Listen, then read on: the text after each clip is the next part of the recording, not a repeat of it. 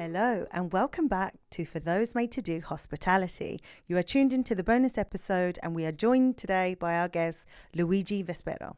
For a bit of context, Luigi, we try to make the wildcard question a little unexpected, thought-provoking, and the sky is the limit on how you approach it. And we say this to all our guests. So I'll repeat the question for you. Please.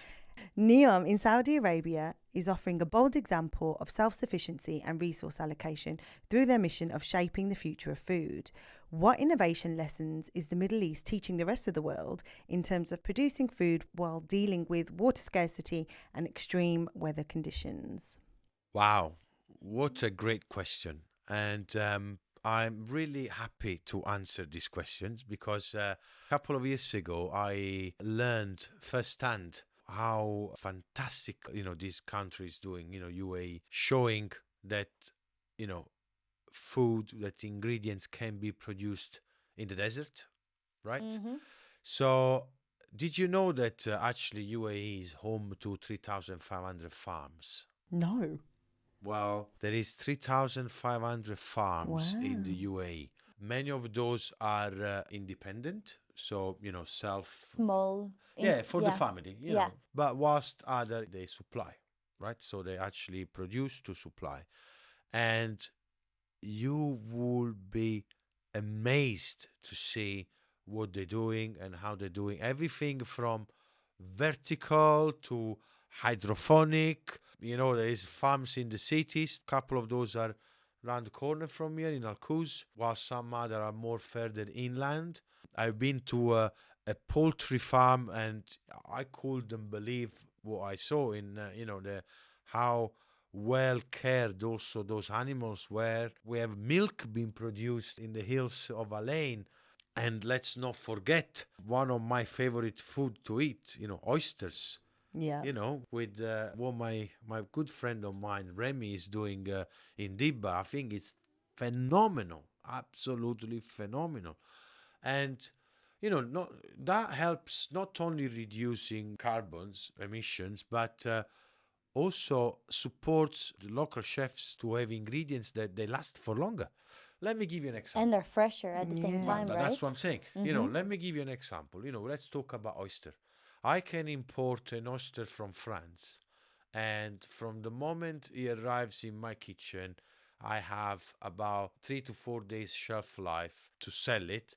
Otherwise, I have to cook it or discard it completely, right? The one that comes from Dibba, I have 7 to 10 days shelf lives because they just came out of the water. They don't need to travel. They don't need to get on a plane. They don't need to, it's so, and so is for the vegetables. Same thing, right? It's so much better. It's so much better in many aspects. So, and UAE has been, I think, the leading example in this region on how to do it. And I think it's only fair that neighboring country just learn from the best. Agreed. Excellent. And Luigi, could you go a little bit into more detail about the mechanics of the water supply for some of these farms, right? Like vertical farming, as far as I understand it, it relies quite heavily on water supply, which in the desert is very difficult to find. How are these farms managing that? Where's the water coming from? How are they finding such a scarce resource? So interestingly enough, there is not much water being consumed because, if we take the example of hydroponic and vertical farming, right? There is only a small amount of water that runs through a pipe, okay? And it's the same water that gets filtered every time it goes through the cycle. It's filtered and then it goes back, into the machinery, right? So basically, it doesn't actually require the amount of water that we think it needs to grow a vegetable, right? So we are in a such dry country, right? How much water do we actually need to produce a plant of basil? It's actually not much at all because of technology, like we said into the earlier episode, right? Like we spoke into the earlier episode, there's technology there that help us to produce without using too much water and therefore being environmentally friendly at the same time. There seems like there's a lot of opportunity in this space, I think, isn't there? 100%. I think there is lots of opportunity. I long to the day to see perhaps cattle in the UAE. I don't think we have seen yet to have our own beef. Beef is something that we still have to import, whilst we can have our very own, lamb and poultry and seafood, of course. Beef is something that we're still waiting for, and I long to the day that You're gonna have a fresh steak. I can't wait. I might start to grow my own cow as well. Well, there's always the lab, we could always do that.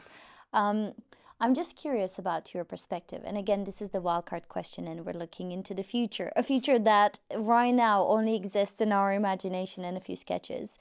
If we're looking at NEOM, which is such an incredible project and so ambitious in so many ways, when we're thinking about the idea of having a city being built in the middle of nowhere that will host, I can't remember how many, 3 million people or something along those lines, which will be completely self-regenerating, self-sustainable, self-dependable when it comes to the climate, food production, food circularity. What are your thoughts on how they're going to achieve that? Equally, do you see any sort of areas of threat for which it may not be as viable as it sounds right now? I think it's a very ambitious plan, right?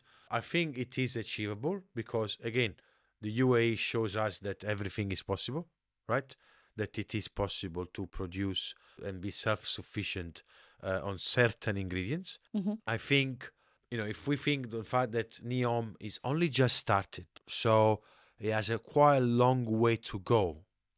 And by the time it reaches the target, the technology, it will have advanced more and more and more, right? If we think of the phones, the iPhone is 15 years old, and look what has done, from where it came to where it is now.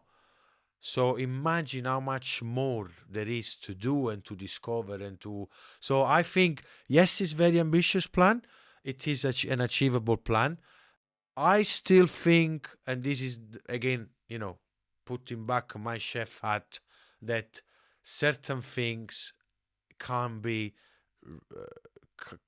replicated. Like talking about a beef, right? Yeah. Or not even a beef. Let's talk about something closer to me, to my heart. Let's talk about tomato. There is the tomato from the volcano, from the Vesuvius, from Naples, right? They can only grow, they can only taste that way because they grow onto that soil, right? So unless you move the volcano from Naples to NEOM, you can't have those tomatoes. You said anything was possible. You can't have those tomatoes. We built islands where there was nothing, so you never know. But you know what I mean? I think, yes, there will be massive milestones achieved, but you can't always have everything. There is certain things that are meant to stay where they are, if you know what I mean. Absolutely. And this is a personal curiosity of mine in terms of your thoughts on the future of nutrition. Because yes, we can produce lab meat and we can produce vegetables using just water and some minerals, and maybe they don't taste exactly the same, but we still produce them. But do you think that in the future, by augmenting this food production process so much, are we losing some of the original qualities and nutrition of food? Do you have any sort of worries about that, or do you think we will always hack it, we'll always find a way around it? I'm not particularly worried about it, besides of the lab meat, because plant needs water and soil to grow, right? You can eliminate the soil by adding minerals into the water. So, technically the plants still have the nutrition that it needs. But I'm not particularly keen about having a steak that is grown into a lab. No, I still want, to know that the cow that I'm eating has been roaming around some beautiful green pastures and, Have you ever tried slab meat? No, I haven't. So perhaps I'm skeptical. But during COP28, and we were kind of going around all the kind of startup ventures, and there was a lot of innovation we saw that day. And then we came across this kind of meat substitute that was like a jerky, was made from proteins. And to try it, once it was cooked and you'd put some flavoring on it, some Asian flavoring, kind of masked. The smokiness and yeah. It kind of imitated, but just going back to Bianca's question, you know, do you feel like you can, as a esteemed chef, that you can do something with that? Do you think it's worth? Look, the answer to that question is, let's take an example of what happened to Beyond Meat, right?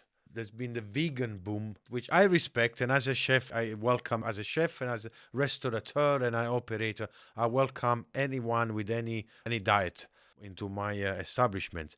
But there's been a boom, and we've seen, you know, the Beyond Meat taking, you know, the stocks were skyrocketing, you know, and this is the future. And where is it now?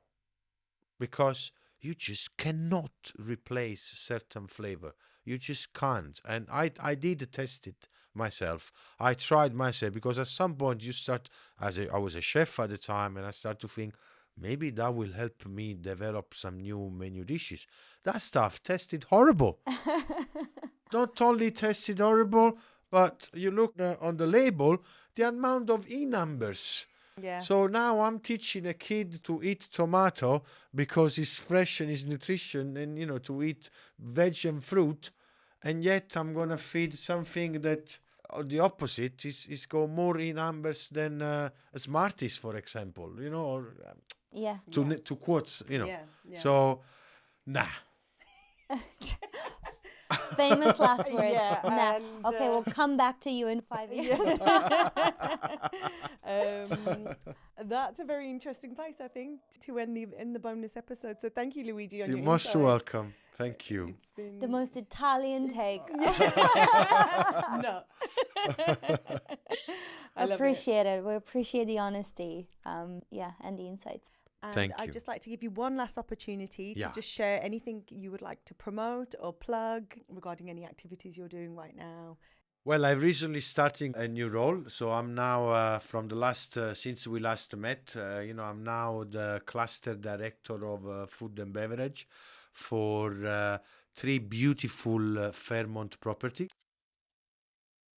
One being Dubai Sheikh Zayed Road. I also manage Ajman and Fujairah. Wow. Up in Incredible. Dibba. So Congratulations. Yay. So to all the listeners out there, you know, you can find me across these 3 beautiful hotels. Come visit you. Yes. Come for a meal.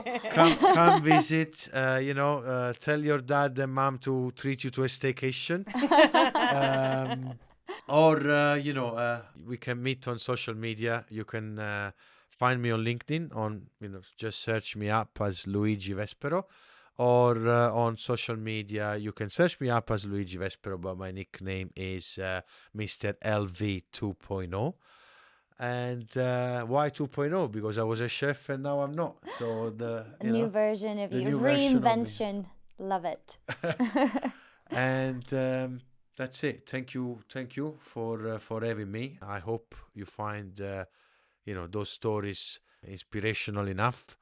And if you have any other question, if you want to know more, please do get in touch. I always find time to get back to you. Amazing. Thank you, Fantastic. Luigi. Thank you, Luigi. It was a pleasure having you. Thank you.